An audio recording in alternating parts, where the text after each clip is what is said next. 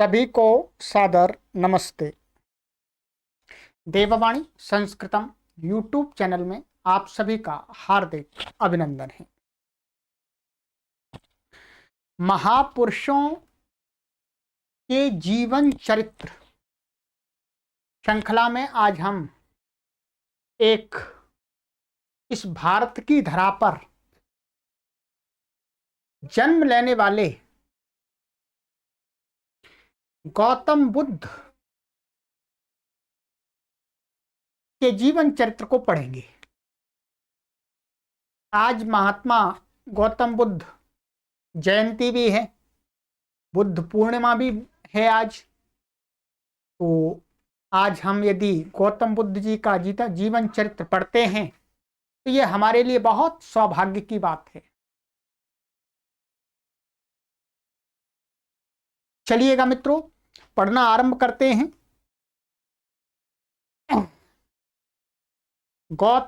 महात्मा गौतम बुद्ध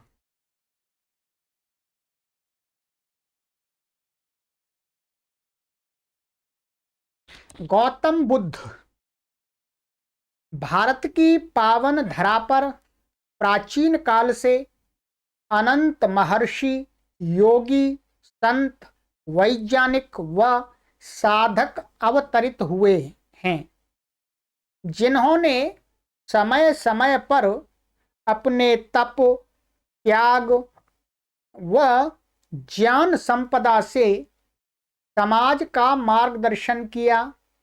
वह मानव को महामानव बनने के लिए आवश्यक सामर्थ्य, बल व बुद्धि का सोपान प्रदान किया। ऐसे ही विलक्षण व महान आत्मा थे गौतम बुद्ध। उन्हें महात्मा बुद्ध के नाम से भी जाना जाता है। जन्म व भविष्यवाणी। महात्मा बुद्ध का जन्म लगभग 2500 वर्ष पूर्व, लगभग आज से 2500 वर्ष पूर्व और 563 वर्ष ईसा पूर्व, क्योंकि लगभग हम मान सकते हैं 2500 या 2600 वर्ष हो गए हैं आज से, और ईशा को 2000 वर्ष माना जाता है। तो उनसे ईशा से लगभग 500-550 वर्ष पहले हुआ था उनका जन्म। शाक्य राज्य की राजधानी कपिलवस्तु के पास लुम्बिनी, नेपाल में हुआ। ये वस्तुतः नेपाल की एरिया में है जो लुम्बिनी है, ठीक है। पहले भारत और नेपाल तो एक ही था, ठीक है, उनके बुद्ध के समय में।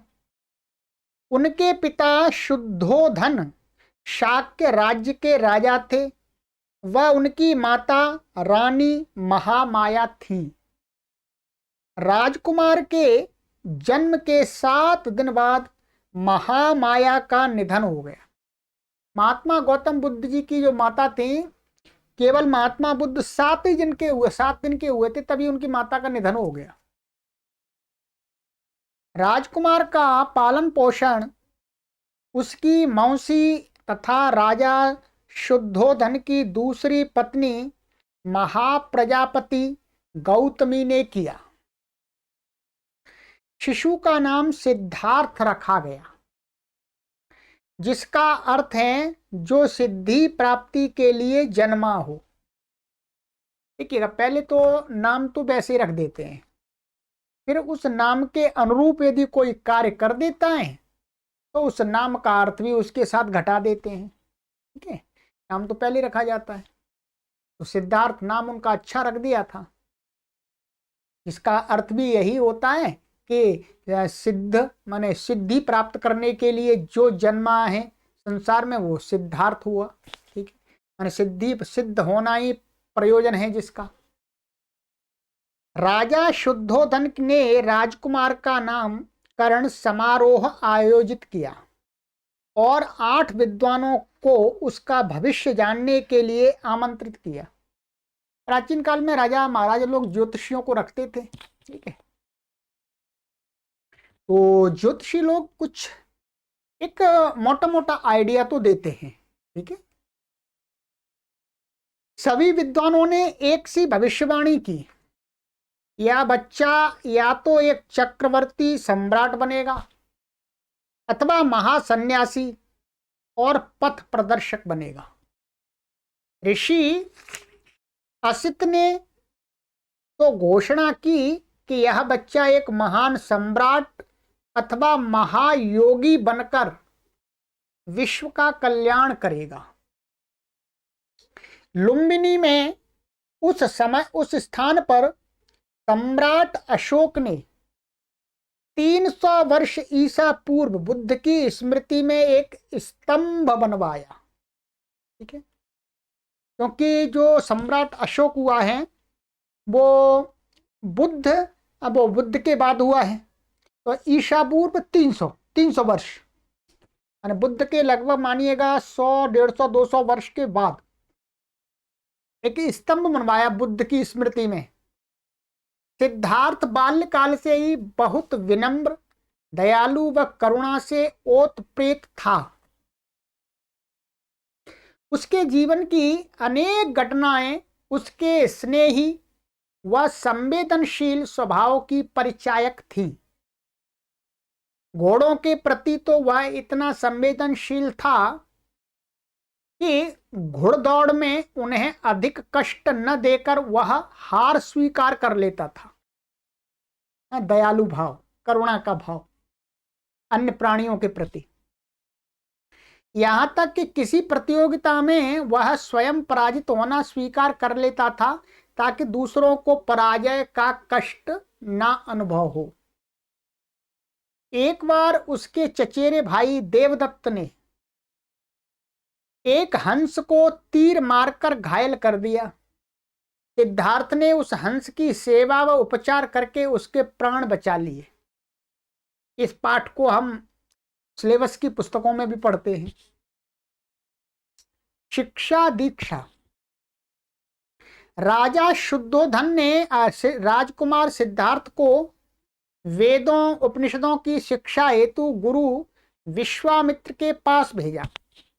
ये राम जी वाले विश्वामित्र जी नहीं है, ये कोई दूसरे विश्वामित्र जी हैं, ठीक है।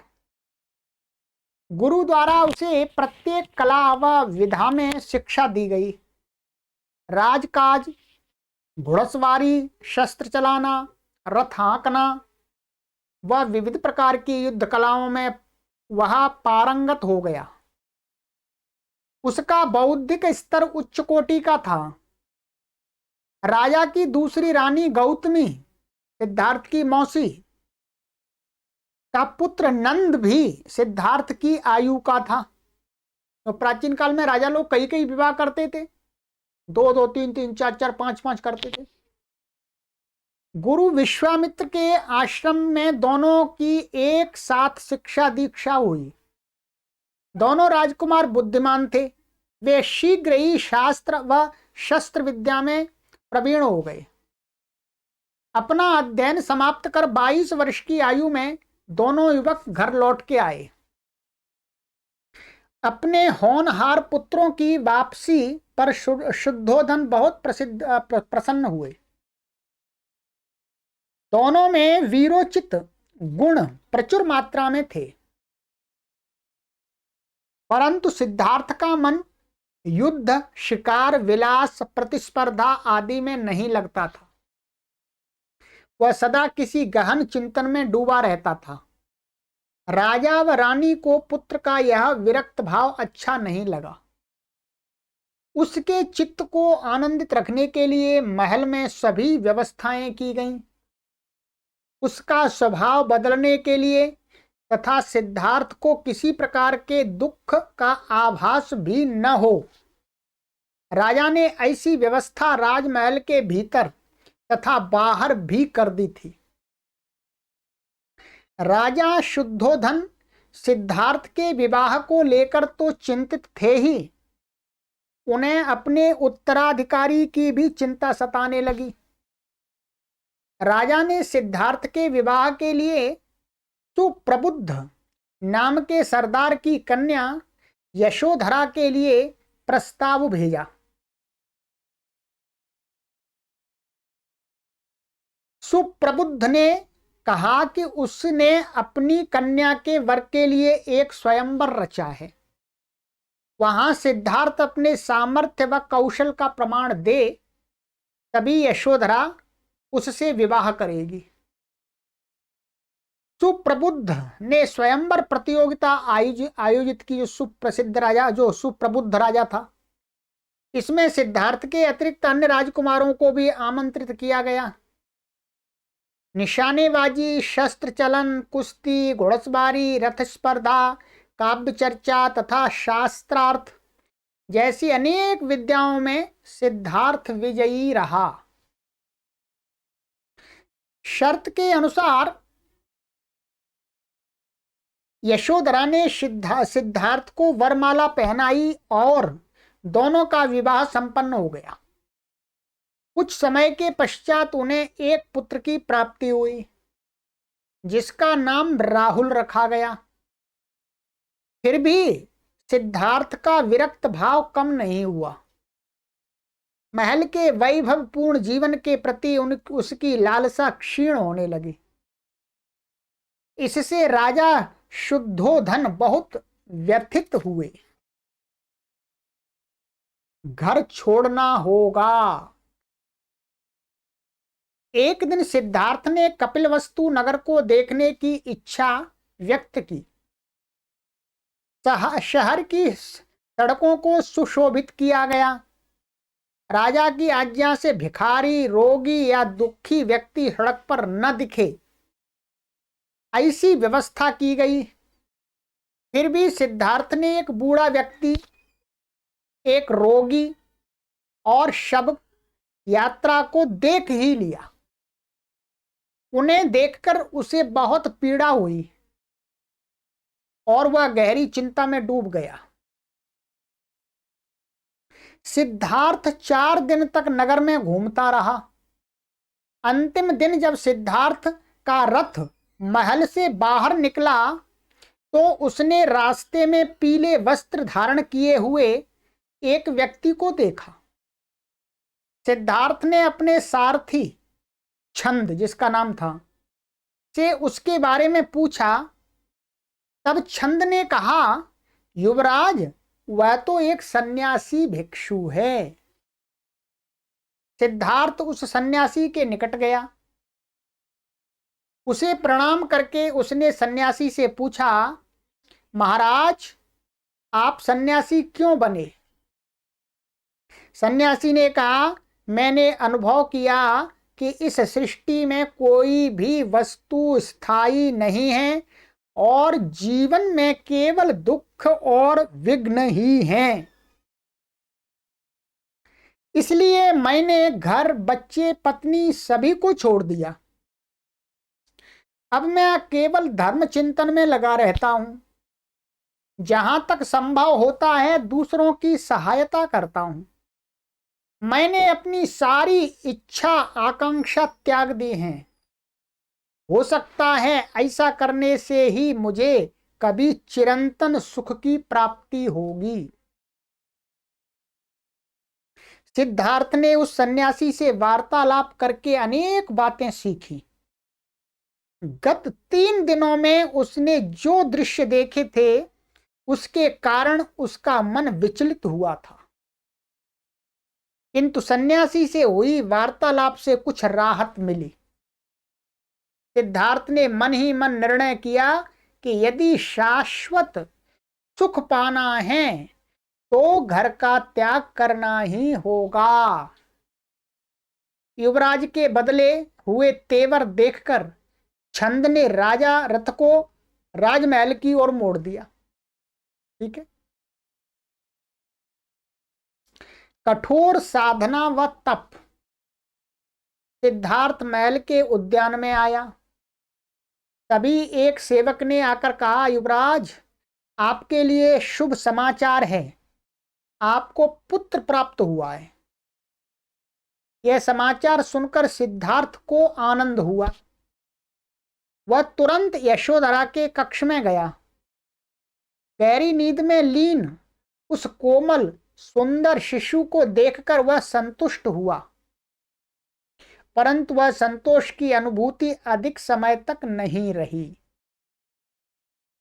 1-2 दिन के बाद यशोधरा ने सिद्धार्थ से पूछा, आप ऐसे उदास क्यों हो?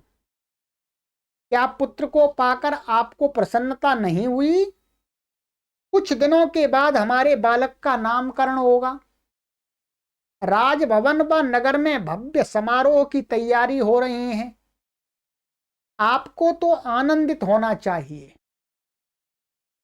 सिद्धार्थ गंभीर मुद्रा में बोला, इसलिए समारोह?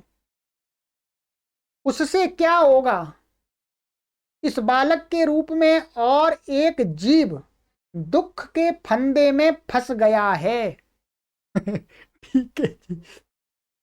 सामान्य लोग तो खुशी मनाते हैं जी, एक बच्चा और आ गया हमारे घर में, परंतु वस्तुतः जन्म लेना कोई अच्छी घटना नहीं होती है। ठीक, जन्म दे करके हम किसी आत्मा को बंधन में तो डालते ही हैं आखिर, परंतु हम बंधन में डाल करके उसे मुक्ति का मार्ग खोल दें उसका, तो इससे बड़ा पुण्य भी नहीं होगा। उसे भी बीमारी त्रस्त करेगी, दयनीय वृद्धावस्था प्राप्त होगी और एक दिन वह भी मृत्यु का शिकार हो जाएगा। हम महात्मा बुद्ध ऐसी बातें करने लगे। सिद्धार्थ, उनकी पत्नी तो प्रसन्न हो रही थी बालक की, उनके जन्म होने पर प्रसन्नता मनाते हैं, सभी मनाते हैं। छी छी, आप कैसे अशुभ वचन बोल रहे हैं? यशोधरा ने दुखी होकर कहा। भाई दुखी तो हो ही जाएगा, ऐसे मंगल अवसर पर ऐसे अशुभ वचन क्या आपको शोभा देते हैं?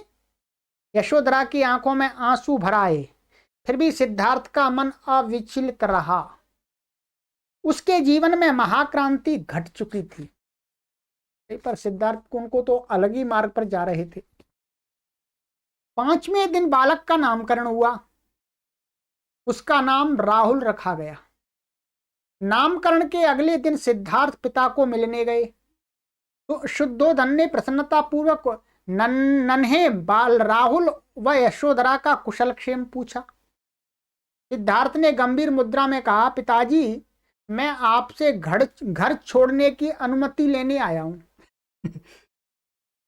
शुद्धोधन एकाएक सिद्धार्थ की बात सुनकर असमंजस में पड़ गए।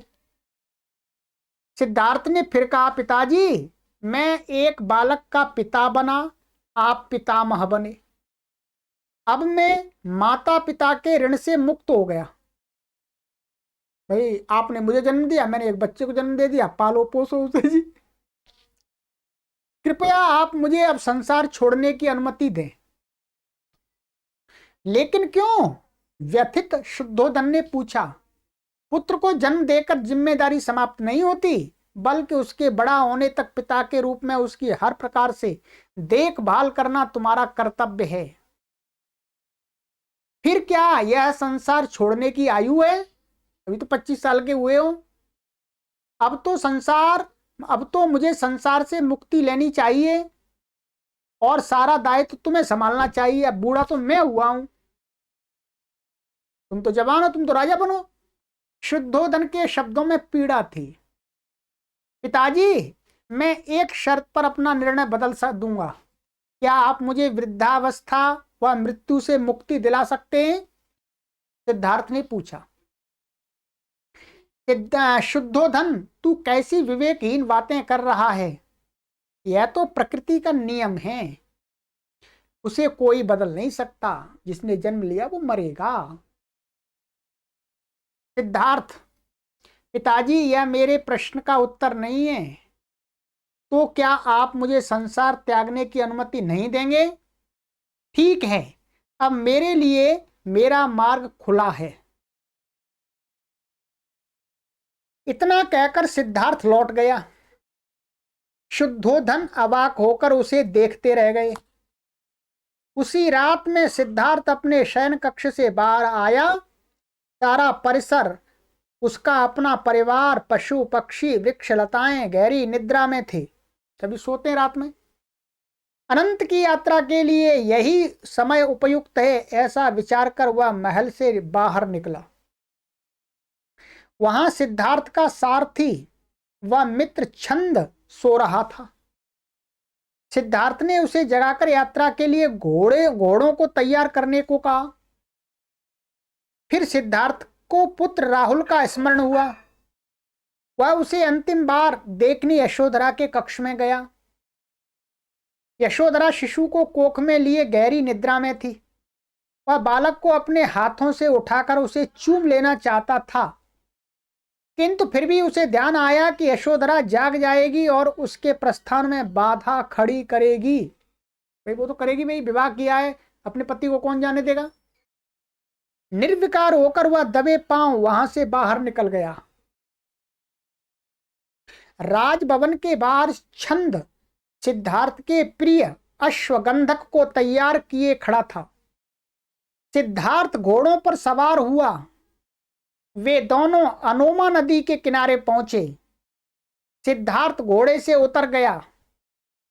उसने छंद से कहा, छंद, मैं तुम्हें अब अंतिम कष्ट देने वाला हूं। विस्मित छंद ने कहा, आज्ञा दो युवराज। सिद्धार्थ, छंद, तुम अब मुझे युवराज कहना छोड़ दो। हम दोनों अब समान स्तर पर हैं। तुम कपिल वस्तु लौट जाओ। सभी से मेरा प्रणाम कहना और यही बताना कि मैंने किसी से क्रोधित व नाराज होकर घर नहीं छोड़ा। परंतु अब आप कहां जाएंगे? छंद ने पूछा। किसी सामान्य व्यक्ति की तरह मैं सत्य की खोज में निकला हूं। मेरी खोज पूरी होने पर मैं पुनः सभी से मिलूंगा। सिद्धार्थ ने कहा, छंद, अपनी तलवार मुझे दो। सिद्धार्थ ने उसी तलवार से स्वयं अपने सिर को मूंडकर सुंदर घुंघराले बाल फेंक दिए, काट दिए तलवार से ही बाल। पास से एक शिकारी जा रहा था। सिद्धार्थ ने उससे पुराने वस्त्र लेकर अपने रेशमी रत्न जड़ित मूल्यवान वस्त्र उस शिकारी को दे दिए। अपनी सभी वस्तुएं निकालकर सिद्धार्थ ने छंद को दे दी। सारी वस्तुएं निकाल नुकुल करके, कपड़े आदि सब, जो आभूषण आदि होते हैं, कुंडल होते हैं, सब कुछ, अच्छे कपड़े, सब कुछ छंद को दे दिए। भाई ले जा घर को, जा। एक मिनट।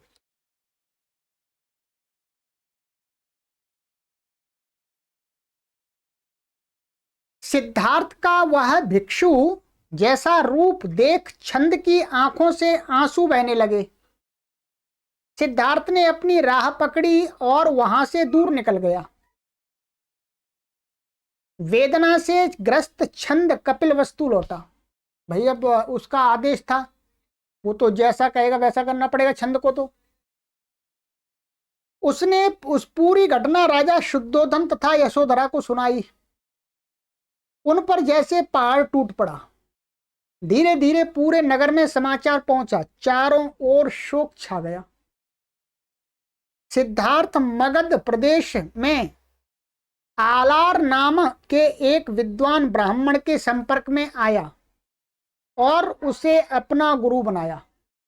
देखिएगा, सिद्धार्थ ने वेद, उपनिषद व अन्य विद्याओं का ज्ञान उन्हीं से प्राप्त किया। महात्मा बुद्ध ने वेद भी पढ़े और ये इत्यादि ग्रंथ भी पढ़े थे, परंतु फिर भी उसका मन शांत नहीं हुआ। सिद्धार्थ को कौंडिन्य, वप्प, भद्रिय, महानाम आदि अश्वजीत, ये 5 गुरु बंधु भी मिले। उसकी जिज्ञासा अभी भी तृप्त नहीं हुई थी। सिद्धार्थ ने गया शीर्ष पर्वत पर बैठकर कठोर तप करने की ठानी। वह नईरंजरा नदी फल्गु के किनारे सेना निगम पहुंचा। उस रमणीय स्थल में उसने तप प्रारंभ किया। साथ में 5 गुरुबंद भी थे। उग्र हठयोग व तप के कारण सिद्धार्थ की देह बहुत क्षीण हो गई थी।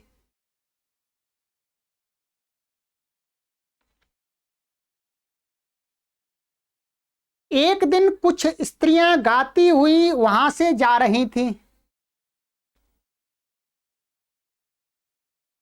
उनके गीत शब्द बुद्ध के कान में पड़े।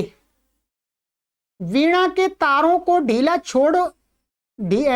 मत छोड़ दो, ऐसा करने से उनका सुरीला स्वर नहीं निकलेगा। तारों को इतना कसो भी मत कि वे टूट जाएं। इन शब्दों का बुद्ध के मन पर गहरा प्रभाव पड़ा कि साधना एक मध्यम स्तर की करनी चाहिए। ऐसा ही नहीं बिल्कुल खाना छोड़ दो, तो ही मत। अरे भाई, साधना की भी एक सीमा होती है। मध्य मार्ग ही उत्तम। बुद्ध ने मान लिया कि आहार विहार द्वारा ही योग सिद्धि हो सकती है। किसी लक्ष्य की प्राप्ति हेतु सर्वस्व त्यागने की बजाय मध्य मार्ग ही उपयुक्त है। अब सिद्धार्थ के ध्यान में आया कि देह को अत्यधिक कष्ट देने से कुछ लाभ नहीं। उसने पानी व अन्न ग्रहण करने का निर्णय लिया। नदी में जाकर वह स्नान करने लगा, परंतु दुर्बलता के कारण गिर पड़ा। पास में ही रहने वाले गोरखिया की पुत्री नंदा ने उसे दूध भात खिलाया।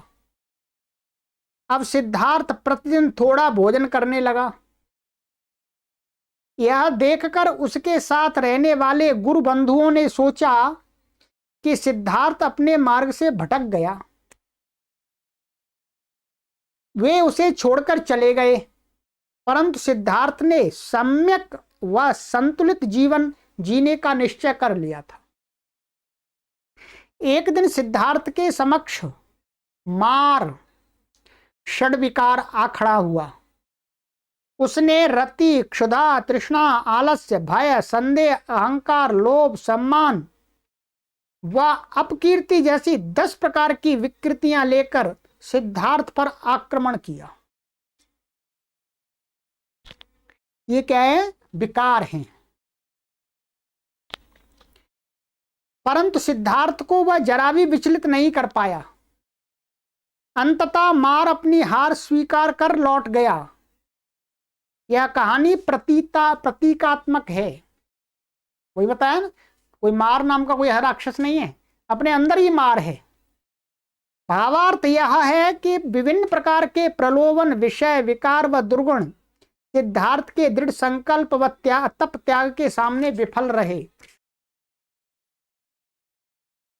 सुजाता से भेंट व ज्ञान की प्राप्ति। वैशाख पूर्णिमा का दिन था। सिद्धार्थ वट वृक्ष के नीचे समाधि में लीन थे।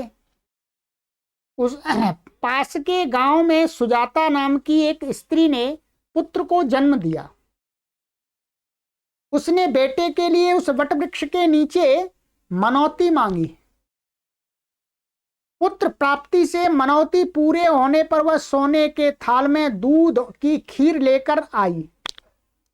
सिद्धार्थ वहां पर ध्यानस्थ थे, ध्यान लगाए हुए थे। सुजाता को लगा कि वृक्ष देवता ही उसकी पूजा ग्रहण करने हेतु मानव शरीर धारण कर विराजमान है। सुजाता ने सोचा, भाई वृक्ष देवता ही आज हमारी पूजा से प्रसन्न हो गए। सुजाता ने आदर पूर्वक सिद्धार्थ को खीर भेंट की और कहा, जैसे मेरी मनोकामना पूर्ण हुई है उसी प्रकार आपकी भी पूर्ण हो। कहते हैं उसी रात को सिद्धार्थ की साधना सफल हुई। उसे बोध हुआ। तभी से सिद्धार्थ बुद्ध कहलाए। जिस वृक्ष के नीचे उन्हें बोध प्राप्त हुआ उसे बोधि वृक्ष कहा गया। तब बुद्ध 35 वर्ष के थे, 35 इयर्स के थे। हमारे से तो छोटे ही थे, परंतु उनको सिद्धि प्राप्त हो गई तो बड़े हो गए वो। बुद्ध 4 सप्ताह तक उस बोधि वृक्ष के नीचे धर्म व अध्यात्म का चिंतन करते रहे। इसके पश्चात वे धर्म व तत्व ज्ञान का उपदेश देने निकल पड़े। बुद्ध पहले काशी के पास मृगदाव वर्तमान में सारनाथ बोलते हैं, पहुंचे। यहीं पर उन्होंने प्रथम धर्मोपदेश दिया। बुद्ध सदा लोगों को सम्यक व संतुलित जीवन जीने की प्रेरणा देते थे। जीवन के प्रति अहिंसा व प्रेम उनके उपदेशों का सार था। वे यज्ञ व पशु बलि की निंदा करते थे। उस समय वैदिक का ना, उस समय कुछ यज्ञ के करने वाले यज्ञों में मांस आदि की आहुतियां देते थे, तो वो गलत था, पूरा गलत है। उसका ही महात्मा बुद्ध ने खंडन किया। अच्छा किया।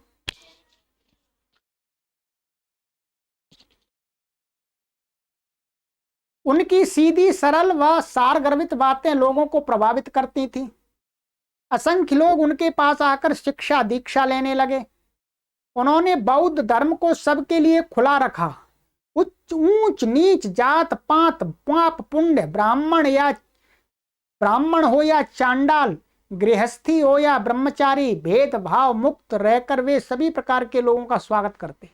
बहुत अच्छी बात है। मध्यकाल में एक ऐसी समस्या खड़ी हो गई थी ऊंच नीच का।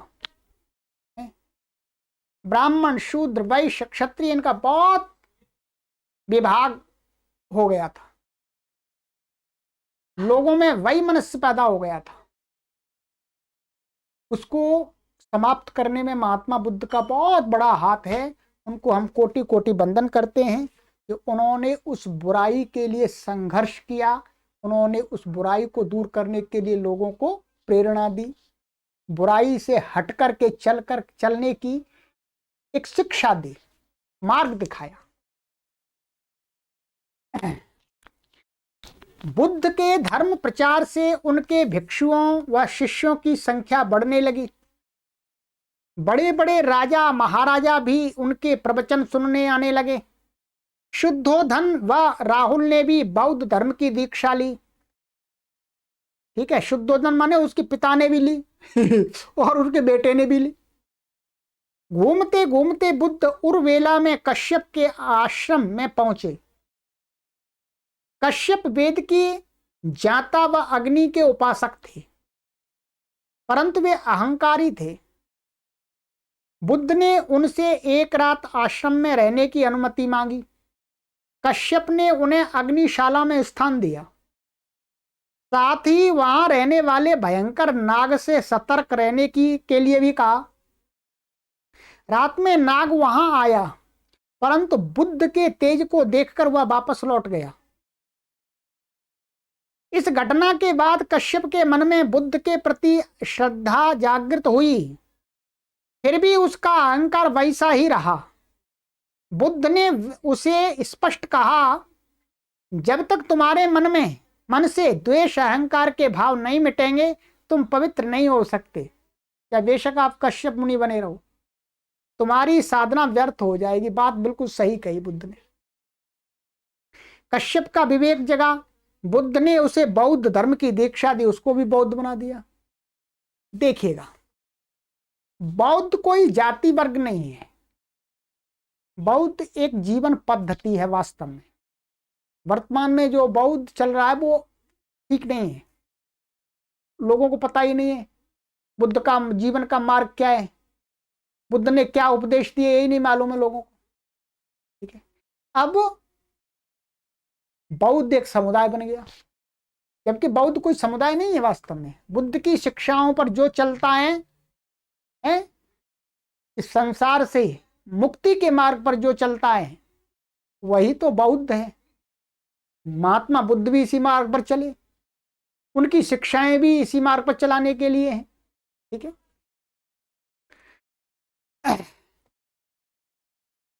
अपने 500 शिष्यों को लेकर कश्यप भिक्षु संघ में मिल गया। उसके 5 चेले भी थे, शिष्य थे, उनको भी बौद्ध बना दिया। हवा चल रही। कश्यप ने बुद्ध से प्रार्थना की, मान्यवर मुझे क्षमा करें, यह मेरी भूल थी, आप ही मुझे सत्य का मार्ग दिखाएं। तब बुद्ध ने उसे समझाया, कश्यप, जिसकी तृष्णा अर्थात वासना तृप्त नहीं हुई है, ऐसा व्यक्ति चाहे निर्वस्त्र रहे केश बढ़ाए, शरीर पर मिट्टी का लेप करे, प्रतिदिन यज्ञ करे एवं अपने शरीर पर भस्म का लेप करे, इससे वह पवित्र नहीं होगा। ये बिल्कुल सही बात है। ये बाह्य प्रतीक हैं, इनसे ये नहीं हमें समझना चाहिए कि जिस व्यक्ति ने ऐसा वेश बना लिया वो पवित्र है, पुण्यात्मा है। नहीं, ये प्रतीक हैं। यंत्र की भांति लक्ष्यहीन कृत्य करने से कोई लाभ नहीं होगा। बुद्ध के इस ज्ञान से कश्यप का अंधकार दूर हुआ। भिक्षु संघ का प्रसार पूरी जीवनी एक ही वीडियो में हम कंप्लीट कर देते हैं। आज बुद्ध पूर्णिमा है तो पूरी कर देते हैं, आप सुनिएगा इसको पूरा। जब संघ में भिक्षुओं की संख्या बढ़ने लगी तो उनमें से योग्य और बुद्धिमान भिक्षुओं को बुद्ध ने विभिन्न दिशाओं में जन सामान्य को उपदेश देने के लिए भेजा। बुद्ध ने उन्हें समझाया, आप भिन्न भिन्न लोगों से संपर्क करें व मेरे बताए गए सम्यक मार्ग से उन्हें अवगत कराएं। बुद्ध की कीर्ति दूर दूर तक फैल गई। लोग उन्हें भगवान बुद्ध के नाम से संबोधित करने लगे। कुछ समय बाद बुद्ध राजगृह के लट्ठी वन में रहने लगे। राजा बिंबिसार को जब यह जानकारी मिली तो वे अपने मंत्रियों के साथ बुद्ध से मिलने आए। बिंबिसार ने भिक्षु संघ के सभी शिष्यों को भोजन कराया तथा वेलुवन नाम का अपना सुंदर उद्यान बुद्ध को समर्पित कर दिया। बिंबिसार बुद्ध के शिष्य बने।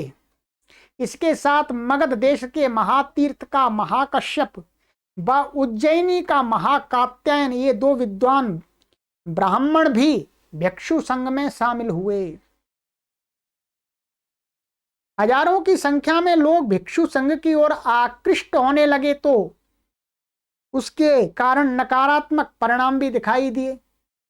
लोग बुद्ध के विचारों को अपनी समझ के अनुसार ले रहे थे।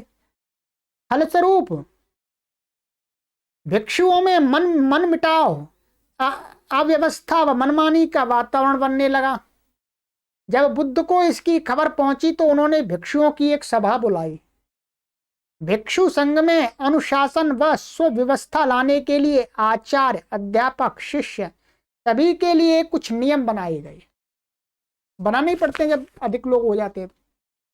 भिक्षुओं के अनुशासन युक्त आचरण हेतु एक सूत्रबद्ध व्यवस्था निर्मित की गई। उसी के आधार पर बुद्ध के महानिर्वाण के पश्चात उनके उपदेशों का एक ग्रंथ में प्रस्तुत किया गया। त्रिपिटक बौद्ध धर्म का मुख्य ग्रंथ है जो पाली भाषा में लिखा गया है। पाली भाषा में, ठीक है। जब बुद्ध का जन्म हुआ था तब संस्कृत भाषा लौकिक भाषा नहीं रही थी। संस्कृत भाषा शास्त्रों की भाषा बन गई थी, ठीक है। तो जो बुद्ध हैं उन्होंने अपने उपदेश जो प्रचलन में जो भाषा थी उस समय उसमें दिया, तो पाली भाषा थी उस समय। बुद्ध के सूत्रों को मुख्य रूप से 3 भागों माने 3 पिटकों में वर्णित किया गया है। विनय पिटक, सुत्त पिटक व अभिधम्म पिटक। हिंदू धर्म में जो स्थान वेदों का है, बौद्ध धर्म में वही महत्व पिटकों का भी है, ठीक है। गृहस्थ के साथ भी संन्यस्त हो सकते हैं।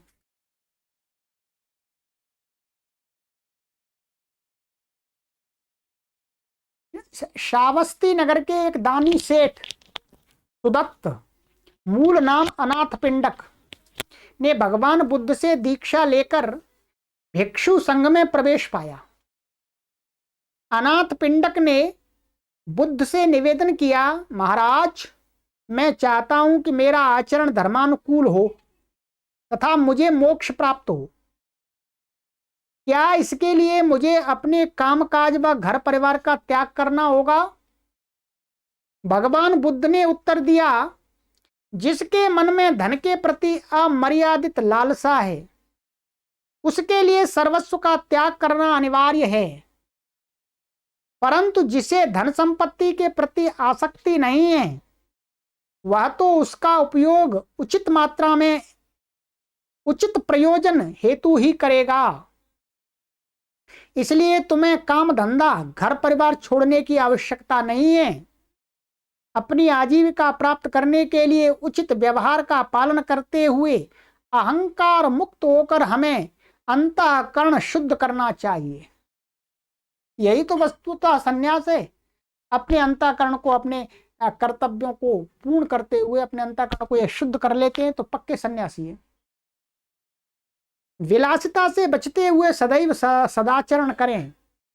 जैसे जल में जन्म लेकर भी कमल जल से अलिप्त रहता है, उसी प्रकार ही मनुष्य को संसार में रहना चाहिए। जो ऐसा आचरण अपने जीवन में उतारेगा उसे निश्चय ही शांति तथा सुख का लाभ होगा। लाल कपड़े पहनने से सुख और शांति नहीं आती है। लाल कपड़े पहन करके यदि आप अपना आचरण शुद्ध कर लेते हैं तो सुख और शांति आ जाएगी। आप सफेद कपड़े पहन करके भी अपने अंतःकरण को शुद्ध कर लेते तो सुख शांति आ जाएगी। महात्मा बुद्ध का यही सिद्धांत है और ये एकदम 100%, 100% एकदम सही है। भगवान बुद्ध का संदेश पाकर अनाथ पिंडक सार पुत्र के साथ श्रावस्ती आया। दोनों ने मिलकर भगवान बुद्ध के निवास हेतु एक सुंदर स्थान का चयन किया। यह स्थान था जैत नामक राजपुत्र का रमणीय उद्यान। अनाथ पिंडक ने वह जैत से खरीदना चाहा। जैत ने कहा, ठीक है, लेकिन आप जो जमीन खरीदना चाहते हैं उस जमीन को स्वर्ण मुद्राओं से ढकना होगा, तब जमीन दूंगा, तभी वह जमीन मैं तुम्हें बेचूंगा। अनाथ पिंडक उतनी मात्रा में सोना देने को तैयार हो गया। उसकी अपार धन संपदा देखकर जैत हैरान हुआ, लेकिन जैत ने जानना चाहा कि अनाथ पिंडक किस उद्देश्य के लिए वह जमीन खरीदना चाहता है। अनाथ पिंडक ने जैत को बताया कि वह भगवान बुद्ध के लिए एक विहार का निर्माण करना चाहते हैं। जैत ने कहा, ठीक है, मैं उद्यान तो बेचूंगा ही, साथ में अपने योगदान स्वरूप में तुम्हें कुछ भूमि दूंगा तथा उपवन में विद्यमान वृक्ष व फल फूल आदि भगवान बुद्ध के प्रति समर्पित करूंगा। जमीन व उपवन प्राप्त होते ही अनाथ पिंडक ने उसमें सभी सुख सुविधाओं से युक्त एक भव्य विहार निर्माण खड़ा कर दिया। भगवान बुद्ध वर्षों तक उस विहार में रहे। विहार माने एक आश्रम टाइप को विहार बोलते हैं, विहार प्रांत नहीं, विहार माने रहने का स्थान साधु संतों का। बौद्ध धर्म के प्रचार प्रसार का युग। सिद्धार्थ की भगवान बुद्ध के रूप में चारों ओर फैली प्रसिद्धि के बारे में जब राजा शुद्धोधन को पता चला तो उसने अपने पुत्र को देखने की इच्छा जगी। वो भी सन्यासी बन गया था, परंतु महात्मा बुद्ध तो बाहर घूमते रहते थे हमेशा। शुद्धोधन की आयु लगभग तब 95 वर्ष थी, 95 ईयर्स। कालूदाई नाम के अपने मित्र को उसने बुद्ध के पास भेजा। कालूदाई ने बुद्ध से कहा कि राजा शुद्धोधन आप बहुत वृद्ध हो चुके हैं और वे आपको देखना चाहते हैं। बुद्ध पिता से मिलने को तैयार हो गए। जब यह समाचार कपिलवस्तु पहुंचा तो अपने युवराज भगवान बुद्ध को देखने के लिए सभी नागरिक आनंद विभोर हो गए। नगर को पूरी भव्यता से सुशोभित किया गया। जब बुद्ध कपिलवस्तु पहुंचे तो शुद्धोधन ने उनका स्वागत किया। वहां पर उपस्थित अपार जनसमूह ने उन पर पुष्प वर्षा की। बुद्ध की शांत, तृप्त व प्रसन्न मुद्रा को देखकर उनका दिल श्रद्धा से भर गया। भगवान बुद्ध अब राजभवन में गए, परंतु उनकी पत्नी यशोधरा उनसे मिलने नहीं आई। उसके मन में एक चुभन थी। बिना बताए, बिना कुछ सोच विचार किए सिद्धार्थ का अपनी पत्नी और 7 दिन के शिशु को छोड़कर चले जाना, इसको लेकर उसके मन में क्षोभ था। बुद्ध यशोधरा से भी मिलने गए। भगवान बुद्ध यशोधरा के महल में पहुंचे। उन्हें देखकर यशोधरा भावुक हो गई। वह नेत्रों से अश्रु रोक नहीं पाई। उसने भगवान बुद्ध के चरणों में अपना मस्तक रखा बुद्ध ने यशोधरा को सांत्वना दी। पास में खड़े राजा शुद्धोधन ने बुद्ध से कहा, सिद्धार्थ, तुम्हारे गृह त्याग के समय से यशोधरा भी व्रतस्थ ही है। अनेक राजकुमार उससे विवाह करने आए, परंतु यशोधरा का एक ही उत्तर था, मैं सिद्धार्थ की ही धर्म पत्नी हूं। यशोधरा की सराहना सुनकर बुद्ध के मन में भी यशोधरा के प्रति आदर भाव जाग गया। कुछ दिनों में यशोधरा बुद्ध का सौतेला भाई आनंद, जिसका नंद भी कहते थे उसको, चचेरा भाई देवदत्त आदि सभी ने बुद्ध से दीक्षा ग्रहण कर ली। फिर भगवान बुद्ध ने राहुल को 8 साल की आयु में दीक्षा दी, किंतु महिलाओं को भिक्षु संघ में शामिल करने के विषय में भगवान बुद्ध उदासीन थे। मात्र 8 साल की आयु में राहुल को दीक्षा देने की बात सुनकर शुद्धोधन कुछ विचलित हुए। उन्होंने सिद्धार्थ से कहा, यदि तुम छोटे बालकों को भी अपने संघ में प्रवेश कराओगे तो उनके माता पिता पर क्या बीतेगी।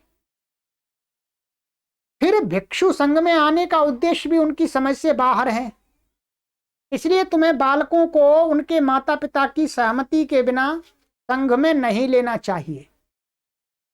भगवान बुद्ध इससे सहमत हुए तथा उन्होंने वैसा ही नियम जारी किया कि बालकों को नहीं लेंगे। कुछ समय के बाद भगवान बुद्ध कपिलवस्तु से श्रावस्ती आ गए। वहां पर राजा प्रसेनजित ने अपने परिवार के साथ बौद्ध धर्म ग्रहण किया। भगवान बुद्ध ने प्रसेनजित को उपदेश दिया, राजन, अपनी प्रजा से पुत्र तुल्य व्यवहार करो, शासनाधिपति होने का गर्व नहीं करो, प्रजा पर अनावश्यक बल प्रयोग न करो तथा अपनी इंद्रियों पर नियंत्रण रखो। यशोधरा का भिक्षु संघ में प्रवेश। थोड़े समय के बाद राजा शुद्धोधन की मृत्यु हुई।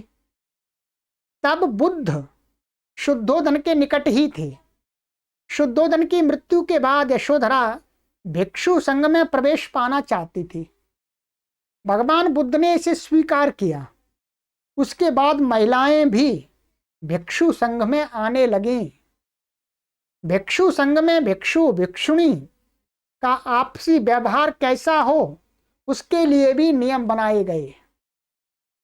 बुद्ध ने ऐसे नियम भी बनाए जिससे उनके भिक्षुओं के अनुचित व्यवहार पर अंकुश लगाया जा सके। मगध देश के शासक बौद्ध धर्म को मानते थे। भगवान बुद्ध ने उनसे कहा कि वे प्रत्येक माह की अष्टमी, पूर्णिमा एवं अमावस को एकत्र होकर कुछ कार्य करें और अपने पापों का पश्चाताप करें। माने मगध देश का जो शासक था वो बौद्ध धर्म अर्थात जो बुद्ध के उपदेश, इस उपक्रम को उपवसत कहा जाता है। ठीक है, जो ये व्रत आदि करना, पश्चाताप आदि करना पापों का, इसी को क्या कहा जाता? उपवसत। एक बार प्रदेश में महामारी का प्रकोप हुआ, लोग मरने लगे। भगवान बुद्ध ने अपने शिष्यों को बीमार लोगों की सेवा करने का आदेश दिया। शिष्यों ने अपनी जान परवाह किए बिना पीड़ितों की सेवा की। पंचशील बौद्ध धर्म की मूल आचार संहिता है, जिसका बौद्ध धर्म के प्रत्येक उपासक व उपासिका द्वारा पालन करना आवश्यक होता है। इस आचार संहिता के 5 मुख्य नियम हैं: झूठ न बोलना, चोरी न करना, व्यभिचार न करना, नशा न करना व हिंसा न करना। ठीक है, इसके अतिरिक्त अब ध्यान दिए, जो बौद्ध हैं, जो भी अपने आप को बौद्ध कहते हैं, ये इनको नहीं करना चाहिए। 5, झूठ नहीं बोलना चाहिए, चोरी नहीं करना चाहिए, व्यभिचार नहीं करना चाहिए, नशा नहीं करना चाहिए, हिंसा नहीं करना चाहिए। 5 चीजें मुख्य हैं यदि आप अपने आप को बौद्ध कहते हैं। क्या? फिर तीसरी बार बोलता हूं, झूठ नहीं बोलना है। ये झूठ बोलते हैं तो आप बौद्ध नहीं है। चोरी नहीं करना है, चोरी करते हैं तो आप बौद्ध नहीं हैं। व्यभिचार नहीं करना है, व्यभिचार करते हैं आप तो आप बौद्ध नहीं हैं। नशा माने ना, नशा और मांस आदि का सेवन न करना, यदि नशा और मांस सेवन करते हैं तो आप बौद्ध नहीं हैं।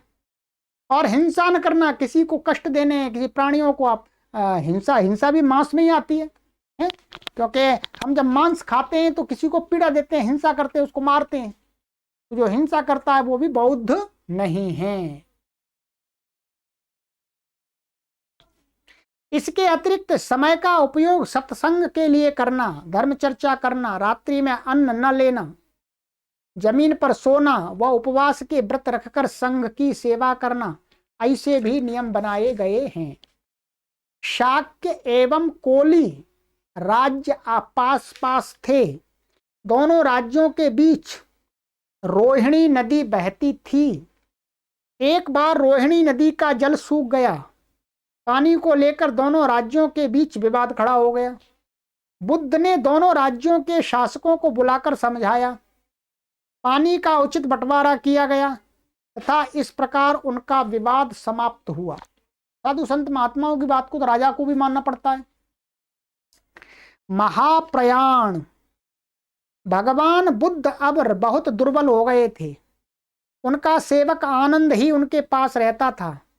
ऐसी अवस्था में घूमते हुए बुद्ध अम्ब वन में पहुंचे। समीप ही रहने वाले चुंद कपार ने बुद्ध को भोजन के लिए आमंत्रित किया। उसने रोटी के साथ मशरूम का व्यंजन भी बनाया। मशरूम आता बाजार में। भोजन विषाक्त था। शिष्टाचार के नाते बुद्ध ने भोजन को ग्रहण किया। वे तुरंत बीमार पड़ गए। अपनी अंतिम वेला को निकट आते देख बुद्ध ने अपने सभी शिष्यों को बुला लिया। अपने शिष्यों को संबोधित करते हुए बुद्ध ने कहा, मैंने अब तक जो धर्म का मार्ग बताया वह दिशा निर्देश दिए, आप चारों ओर जाकर उसका प्रचार प्रसार करें। बुद्ध ने अपने धर्म तत्वों को दोहराते हुए कहा, मेरे धर्म के 4 उपस्थान हैं। प्रथम उपस्थान है कार्यानुदर्शन। काया अपवित्र है, ये शरीर अपवित्र है वास्तव में, यह विचार सदैव मन में रहे। दूसरा उपस्थान है वेदनानुदर्शन। भौतिक सुख में रमण ही दुख का कारण है। संसार में भोग में लिप्त रहना ये दुख का कारण है।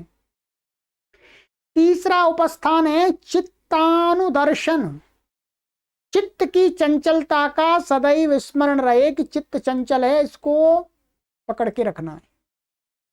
चौथा उपस्थान है धर्मानुदर्शन, अर्थात संसार के सभी पदार्थ नाशवान हैं, बिल्कुल नाशवान है। तत्पश्चात आंखें मूंदकर बुद्ध ने ध्यान लगाया और शाश्वत निर्वाण के परम सुख में विलीन हो गए, मुक्ति को प्राप्त हो गई। ऐच्छिक मृत्यु, ऐच्छिक शरीर त्याग। बौद्ध धर्म का सार। बौद्ध धर्म अति सरल एवं सहज धर्म है। उसमें कठिन व गहन तत्व ज्ञान नहीं है। शरीर को अकारण कष्ट देना उचित नहीं है। बुद्ध ने एक मध्य मार्ग निकाला जिसे मध्यम प्रतिपदा अथवा आर्य अष्टांगिक मार्ग कहा जाता है। विश्व, आत्मा एवं परमात्मा के विषय में भगवान बुद्ध का कहना था कि यह जगत शाश्वत या अशाश्वत, आत्मा देह रूप या देहातीत, इन बातों का जीवन के साथ कोई संबंध नहीं है। ईश्वर के अस्तित्व का कोई भी प्रमाण उपलब्ध नहीं है। इसलिए बौद्ध धर्म निरीश्वरवादी है। कह रहे हैं निरीश्वरवादी, ऐसा नहीं है। वो जिस रूप में परमात्मा को मानते हैं वही उनका है, अर्थात मुक्ति पाना ही परमात्मा को प्राप्त करना है। पवित्र स्थान। बौद्ध धर्म में 4 स्थान अत्यंत पवित्र माने जाते हैं। पहला स्थान कपिलवस्तु, जहां बुद्ध का जन्म हुआ। दूसरा बौद्ध गया, जहां बुद्ध को ज्ञान प्राप्त हुआ। तीसरा सारनाथ, जहां बुद्ध ने पहला प्रवचन दिया। और चौथा स्थान कुशीनगर, जहां उनका निर्वाण हुआ। बौद्ध धर्म भारत में धर्म तथा सामाजिक स्तर पर मौलिक परिवर्तन लाया। बुद्ध के कारण भारतीय संस्कृति अधिक उन्नत हुई। यहाँ पर व्याप्त जात पात का भेदभाव कम होने लगा। समता व समरसता स्थापित हुए। यज्ञ में होने वाली पशु हिंसा में भी कमी आई। युद्ध व उससे होने वाले नरसंहार को स्पष्ट तौर पर निषेध किया गया है। धर्माचरण में चारित्रिक स्वच्छता पर बल दिया गया है। धर्म प्रचार के लिए संघीय व्यवस्था करने वाले बुद्ध प्रथम व्यक्ति थे। धर्म प्रचार में उन्होंने लोक भाषा पाली का उपयोग किया। अपने निष्कलंक, स्वच्छ चरित्र व तथा आत्मीयतापूर्ण व्यवहार के कारण भगवान बुद्ध लोगों के हृदय में सहज बस गए। यहां तक कि उनसे प्रेरित होकर नास्तिक लोग भी ईश्वर की स्तुति करने लगे। आगे चलकर सनातन धर्मियों ने उन्हें विष्णु का 9वां अवतार घोषित कर दिया। ठीक है, ये तो बुद्ध ने तो नहीं कहा कि मैं 9वां अवतार हूं या 10वां अवतार हूं। बाद में लोग अपने धंधे पानी के लिए कर देते हैं, गलत है। बुद्ध ने नहीं कहा कि मैं कोई ईश्वर का अवतार हूं। उन्होंने कहा मैं इस संसार से मुक्ति पाना चाहता हूं, दुख से दूर होना चाहता हूं। सम्राट अशोक और बौद्ध धर्म। गौतम बुद्ध के प्रवचनों व उपदेशों का प्रचार प्रसार सम्राट अशोक ने सबसे अधिक किया। कलिंग के युद्ध में जो नरसंहार व महाविनाश हुआ, उससे व्यथित होकर अशोक का हृदय परिवर्तित हुआ। हिंसा से उन्हें घृणा हो गई। उन्होंने महात्मा बुद्ध के प्रेम पूर्ण व सद्विचार युक्त संदेश को जन जन तक पहुंचाने का बीड़ा उठाया तथा बुद्ध दर्शन को विदेशों में भी फैलाने में महत्वपूर्ण भूमिका निभाई। इसी कारण बौद्ध धर्म के अनुयायी आज विश्व के अनेक देशों, चीन, Japan, Korea, Indonesia, Mongolia, Burma, Thailand, Sri Lanka तथा यूरोप आदि में बड़ी संख्या में हैं। इसमें सबसे बड़ी भूमिका है अशोक की, राजा अशोक की। ईसा की 8वीं सदी में अवतरित हुए शंकराचार्य वैदिक धर्म का प्रतिपालक होते हुए भी बुद्ध को पूज्य मानते थे। लोग कहते हैं कि बुद्ध का वो खंडन करते थे, ऐसा नहीं है। ईसा की 2री सदी में बौद्ध धर्म का 2 पंथों में विभाजन हो गया, शाखाएं बढ़ जाती हैं। मूर्ति पूजा न मानने वाले हीनयान तथा बुद्ध को ही भगवान मानकर उसका पूजन करने वाले महायान। तो हीनयान और महायान। वैश्विक प्रचार वैश्विक प्रसार मान विश्व स्तर पर 6ठी शताब्दी में हुए सम्राट हर्षवर्धन ने बौद्ध धर्म अपनाकर उसके प्रचार प्रसार का दायित्व लिया। उनके ही शासनकाल में सुप्रसिद्ध चीनी पर्यटक बौद्ध धर्म का अध्ययन करने भारत आया था। लगभग 1000 साल भारत पर प्रभाव डालने के बाद वह धीरे धीरे लगभग लुप्त हो गया। किंतु बाबा साहेब अम्बेडकर ने, जिन्हें आधुनिक मनु कहा जाता है, बौद्ध धर्म अपनाकर इसे पुनर्जीवन दिया। भारत में थोड़ा शिथिल हो गया था, तो जो अम्बेडकर जी थे, उन्होंने अंत समय में ना उन्होंने लाखों अनुयायियों के साथ में बौद्ध धर्म को स्वीकार कर लिया। तो अब आप भारत में देख ही रहे हैं। वे मानते थे कि मनुष्य की तर्क क्षमता तथा विवेक को बौद्ध तत्व ज्ञान ही प्रेरित कर सकता है। उसमें सामाजिक समता व अहिंसा का संदेश है एवं छुआछूत का कलंक मिटाने की सामर्थ्य है। बुद्ध ने मना किया, छुआछूत मानते नहीं थे। ठीक है। इस प्रकार मानवतावादी, शांति प्रिय व सर्वहितकारी भगवान गौतम बुद्ध एवं उनके बौद्ध धर्म का पदार्पण भारत की पुण्य भूमि पर हुआ, इसका प्रत्येक भारतवासी को गर्व है। महात्मा बुद्ध पर तो हर व्यक्ति गर्व करता है। ठीक है। तो मित्रों, ये मैंने आज बुद्ध पूर्णिमा के अवसर पर आपको भगवान महात्मा गौतम बुद्ध का संक्षिप्त जीवन चरित्र पढ़ के सुना दिया। ये छोटी छोटी पुस्तकें बनाई गई हैं, मैं लोग पुस्तकें नहीं खरीद सकते हैं, तो इसीलिए मैं आपको अपने महापुरुषों, संपूर्ण विश्व के महापुरुषों के जीवन चरित्र को आप तक पहुंचा रहा हूं। 1 घंटे तक लगभग मैंने आपको पढ़ा है। शक्ति व्यय होती है, आप समझते हैं, तो मेरे परिश्रम को देखते हुए आप जो भी उचित समझें, लाइक करें, शेयर करें, ना करें, ये आपके ऊपर, जैसा आपको उचित लगे वैसा कीजिएगा। आप सभी पुण्य आत्माओं को कोटि कोटि वंदन करते हुए आगे एक नए महापुरुष के जीवन चरित्र के साथ मिलते हैं। सभी को सादर नमस्ते।